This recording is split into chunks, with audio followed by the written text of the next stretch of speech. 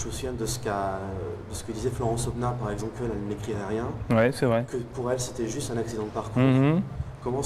Quelle est votre démarche dans l'écriture du livre? Alors c'est un accident du travail, c'est vrai. D'ailleurs, c'est l'acception officielle à la sécurité sociale. Pour autant, j'avais besoin d'écrire. Après, c'est très personnel. Stéphane n'écrit pas. Florence n'a pas écrit sur sa détention et elle écrit beaucoup de livres par ailleurs. Moi, j'avais besoin d'écrire parce que j'avais besoin de raconter ça. Je n'arrivais pas à raconter noir sur blanc, précisément, à mes proches, à ma compagne, à mes amis, ce que j'avais vécu, ou un peu toujours les mêmes choses finalement. Et c'était très anecdotique, je n'arrivais pas à aller sur le fond. Et puis il y a eu cette fameuse polémique, polémique quand même historique au niveau des otages, en tout cas en France, même je pense à l'étranger. On vous a traité de Piniclé.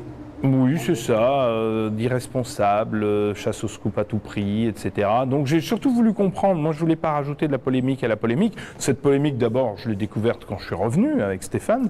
On a été extrêmement choqués, on a eu le sentiment d'avoir été traînés dans la boue. Donc j'ai voulu comprendre pourquoi il y avait eu cette polémique au plus haut niveau de l'État. J'ai compris, bon, il y a eu une désinformation au niveau d'un officier de presse, et je ne dis pas l'armée, hein, il y a 200 000 hommes dans l'armée, non, il y a nommément, et je le dis dans le livre, un ancien lieutenant-colonel, parce qu'il est à la retraite, Jackie Fouquereau, et c'est le seul, celui qui est à la source de toute la désinformation, en tout cas d'après ce que j'ai compris, qui ne m'a pas parlé, qui ne m'a pas répondu, qui ne souhaite pas me voir, voilà. Et ça fait 15 mois donc que ça dure, ça c'est une première chose. En revanche, tous les autres, ceux qui ont parlé, ceux qui ont été violents, Nicolas Sarkozy, Claude Guéant, le général Georges Lain, chef d'état-major des armées, Kouchner, Morin, Alain Juppé, mais lui est venu beaucoup plus tard, donc lui n'a pas été dans la polémique directement, loin de là.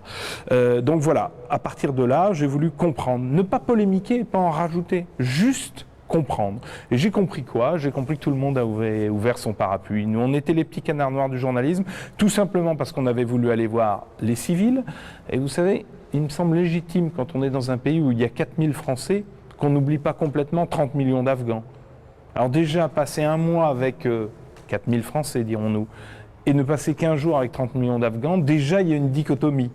Si en plus il ne fallait pas aller les voir comme on le voit souvent, le problème, vous savez, c'est que souvent aujourd'hui on se trompe, on confond communication et journalisme. Moi je ne ferai jamais de communication, je ne suis pas payé pour ça.